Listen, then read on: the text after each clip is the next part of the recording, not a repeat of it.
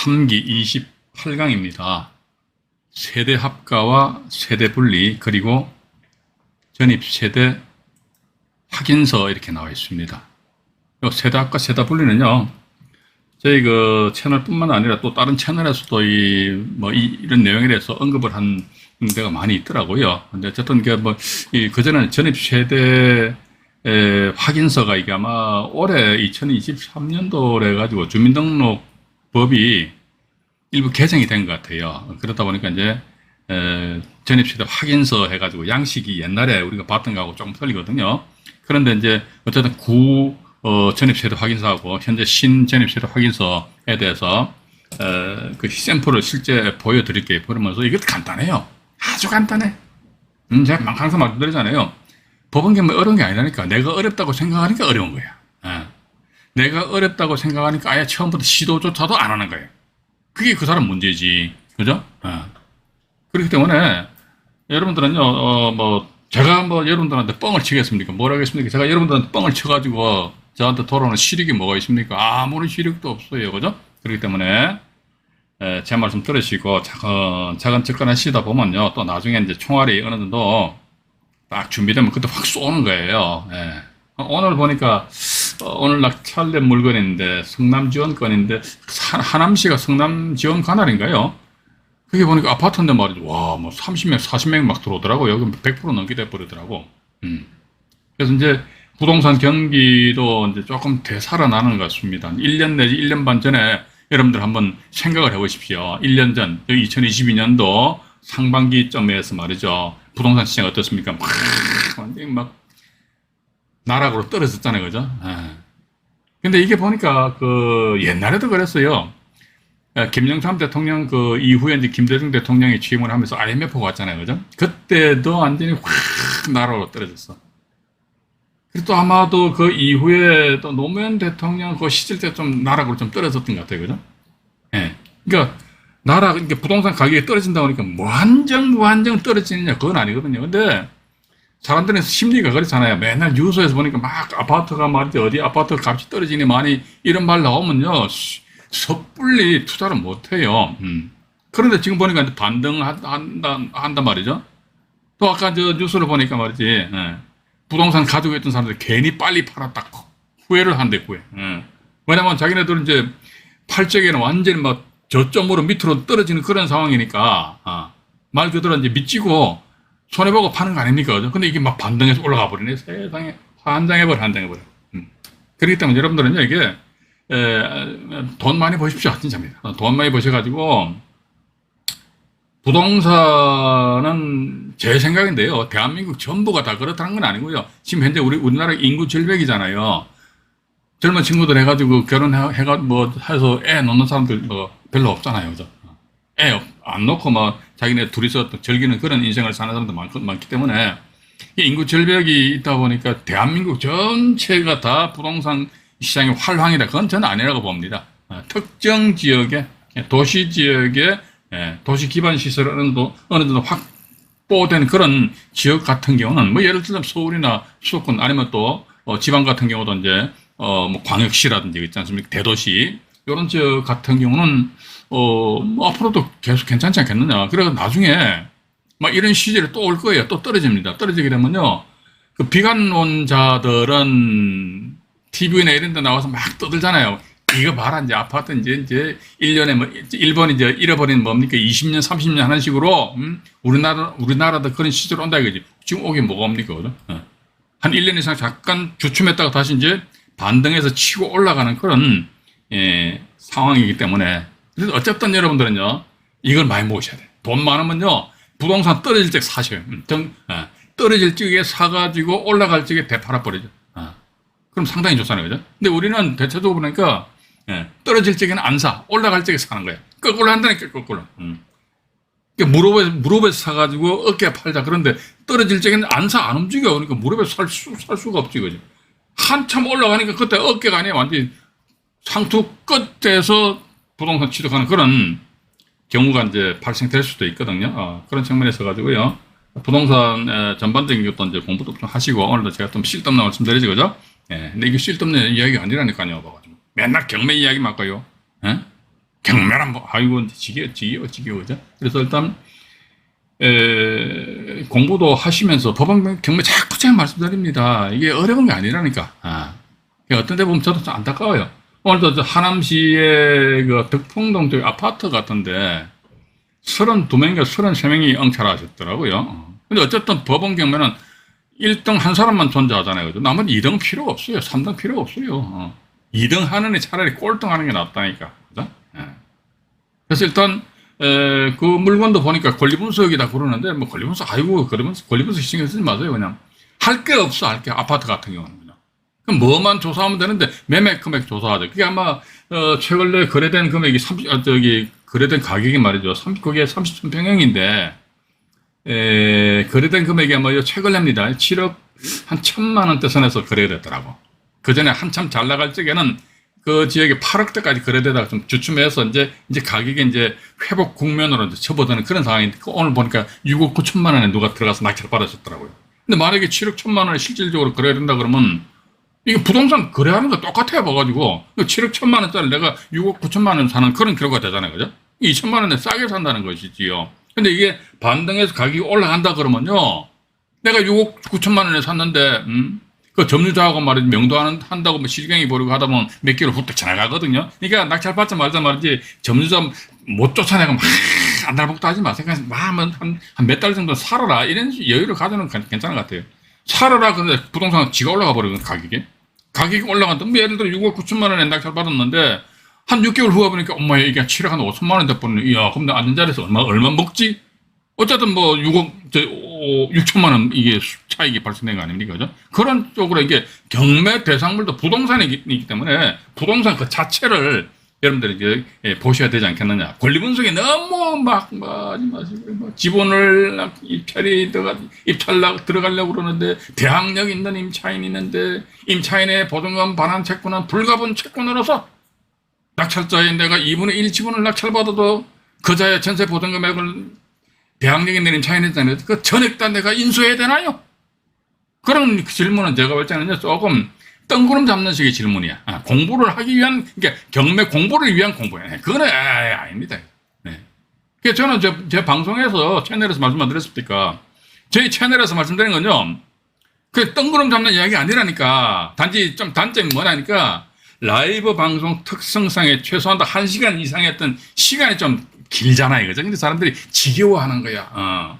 근데 제가 지분 경매 같은 경우에 있어서 대항력 있는 임차인이 있다. 제가 맨날 말씀드렸잖아요. 그죠? 왜 우리는 자꾸 그 사람들 대항력 있는 임차인이 불가분 채무가 어쩌고 내가 비록 2분의 1 지분을 낙찰받았지만은 그 임차인의 보증금 전액을 내가 다 물어주고 그리고 나머지 내가 부담하지 않아야 될 그런 부분에 대해서는 타지분권자한테 구상권을 행사하야. 그런데 신경 쓰면 안 된다니까 봐가지고. 근데 사람들은 계속 자꾸 그런 쪽을 신경 써. 그래서 제가 이런 비유를 합니다. 이쪽이 제 왼쪽 어깨입니다. 왼쪽 어깨인데 이쪽이 가려워요. 그러면 우리가 왼쪽을 끌게 될 거 아닙니까? 사람들은 어디를 끌냐면요. 오른쪽 어깨 벅벅 끌어. 그럼 여기 오른쪽 어깨 뭐가 납니까? 피 봐버리잖아, 피. 그죠? 그러니까 우리는 이제 실전적인 측면에서 이 경매, 이 물건 자체를 바라봐야 되지 않을까 하는 그런 말씀 드리면서 오늘 제가 상당히 쓸데없는 말씀 많이 드린 것 같습니다. 대단히 죄송합니다. 자, 그러면 화면 정리를 해가지고, 자, 본 방송 진행하도록 하겠습니다. 화면 정리를 좀 하겠습니다. 잠깐만요. 네. 전부 다 띄워야 됩니다.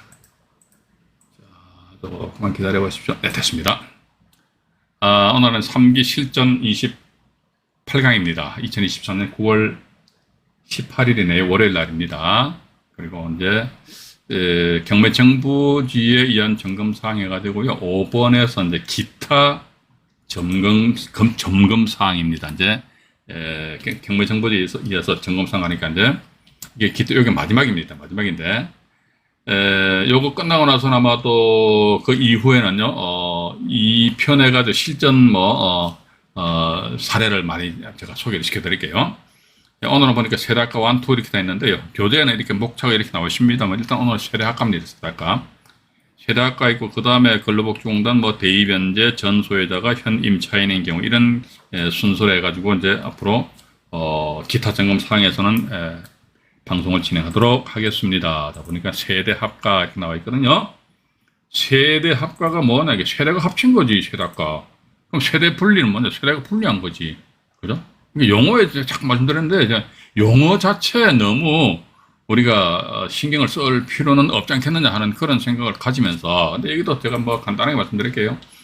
뭐 이건 뭐 예를 들어 부부가 어쩌고 저쩌고 이건요, 이런 지분 내용에 대해서 제가 다 안 읽어드리고요. 요 내용이 궁금하신 분들은요, 이 영상물을 잠시 스탑시킨 상태에서 천천히 읽어보시면 됩니다. 이게 뭐냐면 이렇게 보시면 돼요.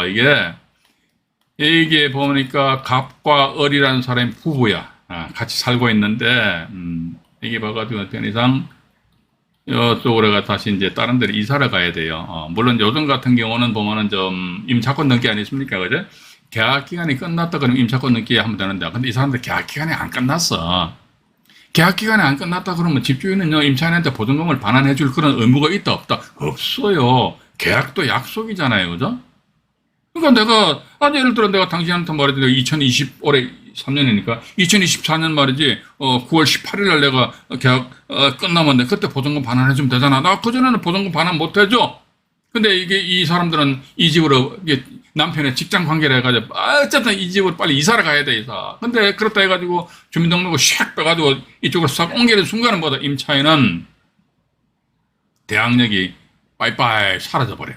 이런 와중에 이 집이 만약에 경매가 넘어왔다면, 아니면 또 집주인이 말이지, 이걸 누구한테 다른 사람한테 팔아버렸어. 이렇게 하게 되면요, 이 임차인은요, 자기 보증금에 대해서 일단 대항력이라는 권리를 가지고 있어야지만 나 보증금 얼마 돌려도라고 이렇게 권리를 주장할 수 있거든요. 근데 대항력이 없어. 그럼 꽝이야, 꽝. 그래서 이게 계약기간 중에 다른 데로 이사해야 된다 그러면요, 이게 보니까 또 임차인을, 편의상 갑이 이제 남편입니다. 남편 명의로 임대차 계약 체결했단 말이지. 새로 이사갈 집에 돼가지고. 자, 그런 상태에서 주민등록 몽창 빼가지고 옮겨버리면 좀 뭐 한단 말이죠. 그죠? 그러면 어떻게 한다 하더라도 여기서 이제 갑과 을은 이제 부부잖아요. 부부인데 여기서 이제 세대 뭘 한다? 세대 분리하는 거야. 여보, 우리 잠깐만 갈라섭시다. 이혼하는 게 아니고요. 잠깐만 분리하자. 이게 세대를 분리하자. 그래가지고 어떻게 세대 분리하면요, 그때는 여기에 보니까 갑도 세대주가 되고 을도 이렇게 세대주가 된단 말이죠. 그죠? 분리했으니까 이 상태에서 뭐다? 남편이 예를 들자면 남편 갑이 뭐 여기 전입신고할 수도 있고, 아니면 부인이 을이 뭐 이쪽에 전입신고할 수도 상관없어요. 왜냐면요, 임차인의 주민등록. 자, 이게 이 집에서 있었어도 임차인은 갑이죠. 이 집에 있었을 때 임차인이 갑이잖아요. 그죠? 임차인의 주민등록은 임차인 본인의 주민등록뿐만 아니고 처나 자녀 등의 가족까지도 포함된다라는 그런 대법원 판례가 있대요. 그러니까 봐가지고 남편이 세대 분리해가지고 남편 주민등록이 여기 있든지 아니면 부인 주민등록이 여기 있든지가 그 불문하는 거야. 만약에 예를 들자면요, 남편 주민등록은 이제 세대 분리해가 놔뒀다 이거지. 그럼 이 집에는 뭐다? 부인이, 여기 임대차 계약서에는 남편이 임차인으로 돼 있는데 부인 을이 말이지 세대 분리해가지고 들어와 살고 있는 거야, 봐가지고. 그런 상태에서 이제 계약 기간이 끝나버렸어요. 계약 기간이 끝났다더라 이랬을 적에는 뭐다? 근데 이 집에서는 뭐 집주인한테 전세금 돌려줘 해가지고 받아가지고 이제 주민등록 빼서 이제 다시 이 집으로 와야 될 거 아닙니까, 그죠?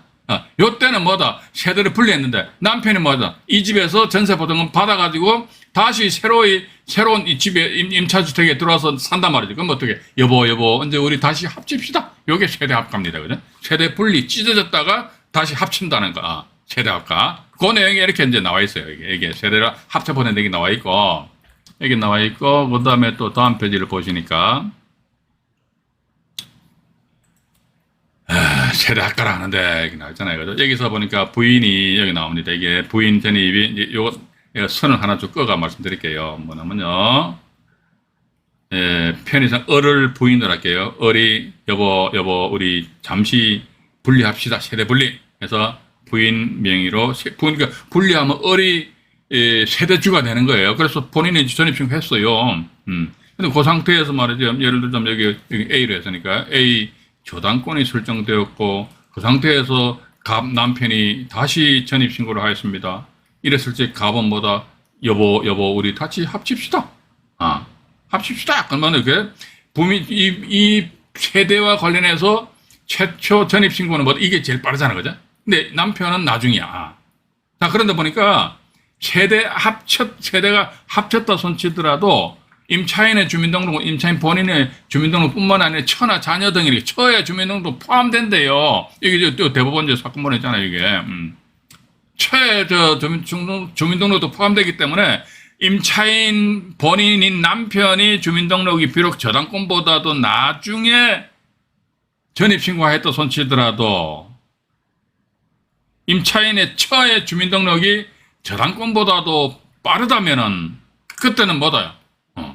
임차인으로서 뭐 대항력이 있다 없다? 대항력이 있다 이 내용입니다. 이게 최대 합가란 말이죠. 그러니까 우리는 이제 아까 말씀드렸는데 임대차 계약 기간이 끝났다 그러면요 임차인은요 집주인이 보증금 반환 안 해줘 그러면요 임차권 등기하고 자기 혼자서 임차권 등기하면 돼요. 임차권 등기하고 다른 데로 그냥 이사 나가면 끝나버려요. 그런데 계약 기간 중에 다 이사 나가야 될 그런 상황이 발생될 수도 있는 거 아닙니까? 그죠? 이 상태에서 덜렁해서 주민등록을 빼버리면 큰일 나요, 봐가지고. 이 영상을 보시는 임차인들 중에서 말이죠. 혹시 다른 데로 내 이사를 간다 그러면 집주인한테 전세 보증금 100% 다 받기 전에 주민등록 얼른 빼버린다고. 안 된다니까. 그 임차인한테 말이죠. 그 보증금액이 그 사람의 전 재산이고 목숨이나 마찬가지다. 저는 그렇게 보고 있습니다.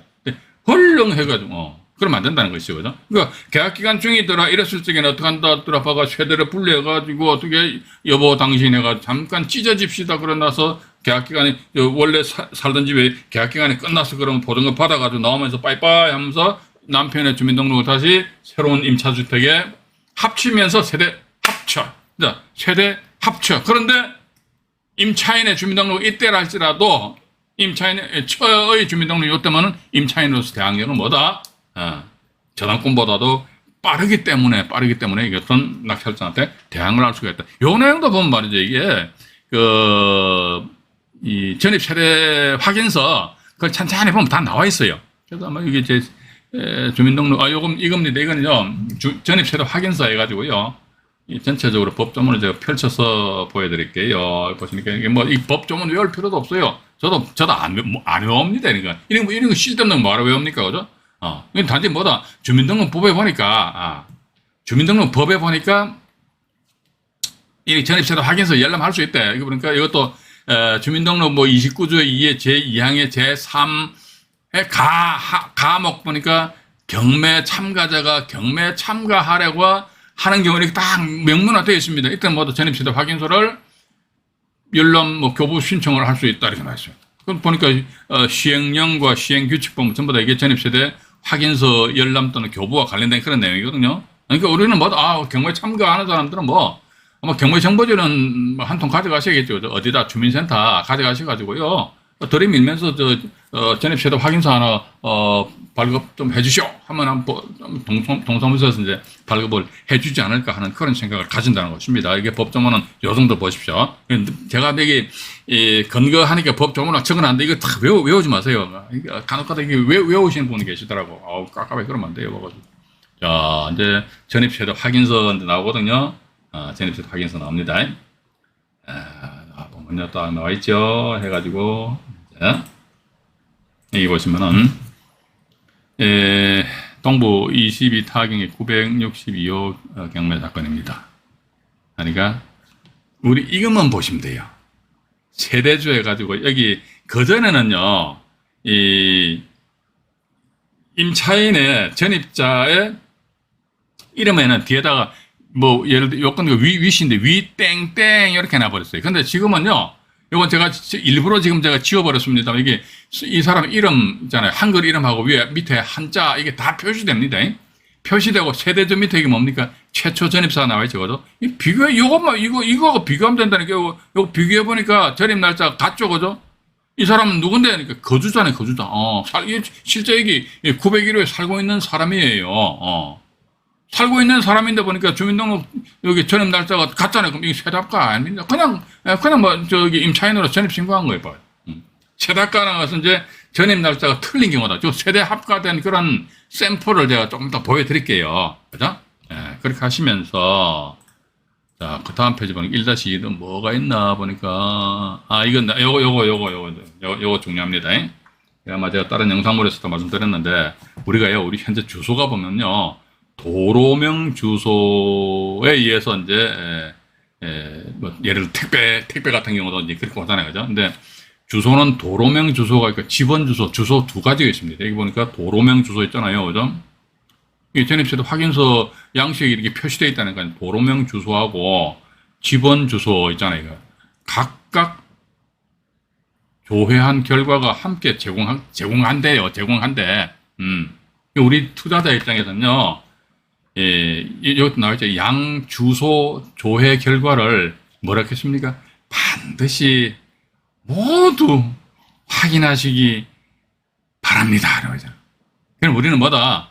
요즘 이제 전입세도 확인서는 이제 경매 참가하고자 하는 사람들 한 통당 500원인가 받거든요. 그럼요, 도로명 주소하고 집원 주소 해가지고요, 도로명 주소별 전입세도 확인서, 집원 주소별 전입세도 확인서 띄워주셔. 그러면 두 통 하면 얼마입니까? 1,000원이잖아, 1,000원. 그러니까 띄워봐요. 왜냐면 왜 그러냐면 이게 이 도로명 주소지상의 전입세도 확인서하고 집원 주소지상의 전입세도 확인서상에 있는 내용이 틀릴 수도 있다는 겁니다. 그죠? 예.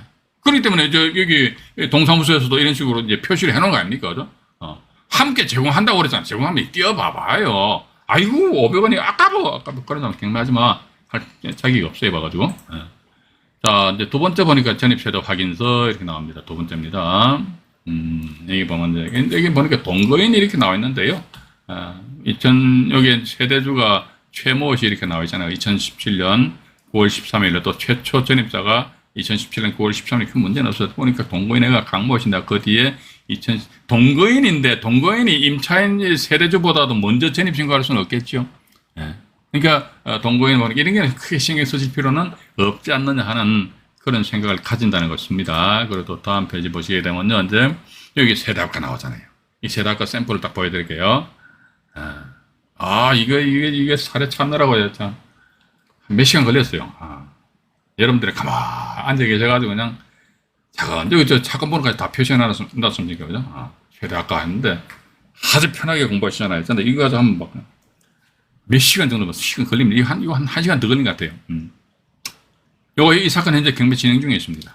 자, 세대주가 조모 씨입니다. 최초 전입자라는 이름은 표시가 안 되어 있어요. 세대주 보니까 2017년 8월 4일 날 전입 신고했죠. 이 사람 거주자래요. 근데 최초 전입자는 언제다? 이게 어이구야 2015년이잖아요. 이렇게 보시면 됩니다. 봐가지고요. 우리는 이렇게 보면요, 야, 이 사람이 부인이야 뭐야 그렇게 따지지 마시고 그냥 2015년 8월 7일 날 처가 전입 신고했다. 근데 보니까 남편이 2017년 8월 4일 날 남편이 전입 신고했다. 요 사이에 만약에 저당권이 설정되었다. 근데 남편의 전입신고 요것만 따지게 되면 이 사람도 임차인으로서 대항력이 없잖아요. 그죠? 근데 부인의 주민등록 요걸 따지게 되면은 소멸 기준 권리인 저당권보다도 먼저 전입신고했기 때문에 따라서 이 건 같은 경우는 낙찰자한테 임차인들이 대항을 할 수가 있다. 그죠? 그래서 요 사건이 북부 사건인데요. 2022 타경에 잠깐만요. 3004 요거를 실제 경매 사건인데 이걸 좀 한번 보여드릴게요. 봐가지고요. 잠깐만요. 2022 타경에 3004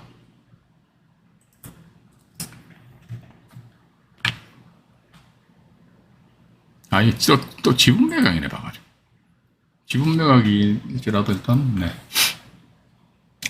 늦게 떠나요. 이거는 지금 제가 이걸 보여드리면 안 되고요. 이게 두인 경매를 보여드릴게요. 두인 경매는 또 실명이 표시가 돼가지고 그게 그래서 좀 마음이 걸려서 이제 가능하면 스피드 옥션을 보여드리려고 그러는데,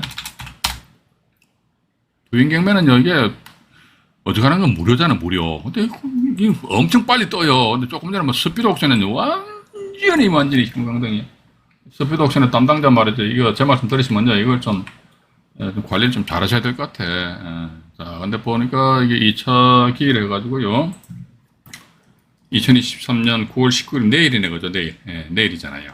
내일 이제 다가구 주택 이렇게 나와 있는 것 같습니다. 근데 보니까 토지 건물 지분 매각이 나와 있는 거죠. 근데 우리는 여기 지분에 대해서 공부하는 게 아니고 뭐냐면 세대 합가에 대해서 이제 보잖아요. 여기 보면 여기 보시게 되면은 또 이게 두인 경매 같은 경우는 세대 열람 내역서를 이거를 제공을 해주고 있어요. 무료, 이게 일부 무료입니다. 전부 물은 아니고. 근데 조금 전에 보여드렸던 스피드 옥션은 아예 세대 열람 이게 그 유료인데도 불구하고 세대 열람물 정보 제공을 안 하더라고 봐가지고 참 재밌는 좀 사항입니다. 여기 보시게 되면요 밑으로 보면 우리 조금 전에 자료에서 보셨던 거 있잖아요. 이분입니다. 이분 2017년 8월 4일, 2015년 8월 7일로 돼 있잖아요, 그죠? 그러니까 요 세대주하고 최초 전입주와 요것만 비교하시라니까 그 전에는 이제 제가 전입세대 뭐 확인서인가 그 보면 저기 이게 받아가지고 반뚝 잘라가지고 좌와 우를 비교해라 좌우. 그래가지고 만약에 우측에 예를 들어 이렇게 말씀드리는 것이 기억이 납니다. 좌측에는 보니까 A라는 사람이 있고 우측에는 보니까 B라는 사람이 있다. 그러면 B의 전입 날짜 제일 하여튼 A보다 빨라요. 빠를 수밖에 없어요. 이랬을 때 우리는 뭐 항상 오른쪽 우측 오른쪽 기준한다. 이걸 기준해 가지고 이 사람 임차인으로서 낙찰자에게 대항할 수 있는지 그 여부에 대해서 우리가 파악을 하자. 근데 지금 이제 새로 이제 세대 열람 네 개 보면요. 이제 좌우가 아래 위로 좌우 자르는 것이 아니고 옆으로 쭉 잘라요. 위아래입니다. 예.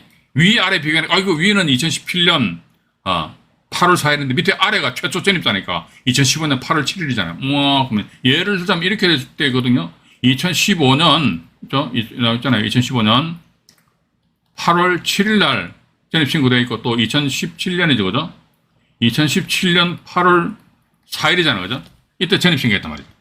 전입 신고되어 있고 또 전입 신고되어 있다. 근데 요 사이에 만약에 저당권이 설정됐다 그러면요, 일단은 이 사람들은 우리는 저당권보다도 먼저 전입 신고했어.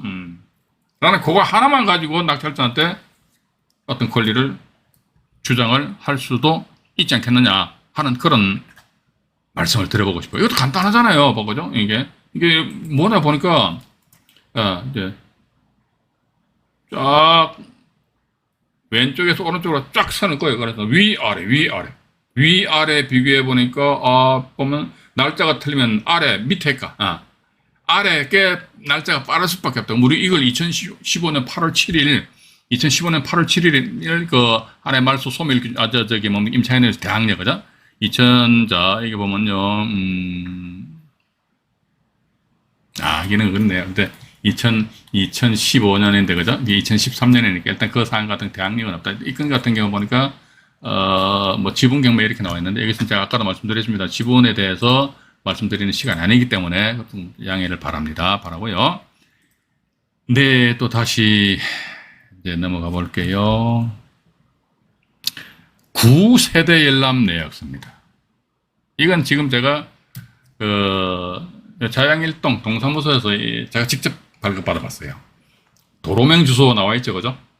여기 보시게 되면요.